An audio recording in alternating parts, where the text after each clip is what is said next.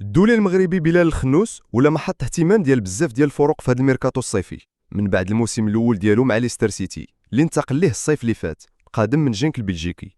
من الاول كان باين صعيب يكمل الخنوس في دوري الدرجه الثانيه الانجليزي مع ليستر، خصوصا وان كريستال بالاس بغى يتعاقد معاه باش يعوض رحيل إيبيريتشي إيزي وقدم عرض 30 مليون اورو.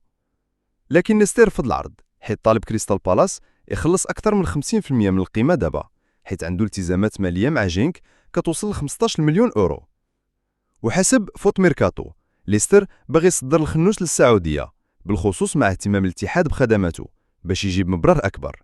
ولكن الخنوس اللي عنده 21 عام رفض بشكل قاطع يمشي للسعوديه، واكد باللي باغي يبقى في اوروبا ويحافظ على التنافسيه، خصوصا حيت كاين كاس افريقيا هذا الموسم وكاس العالم صيف 2026.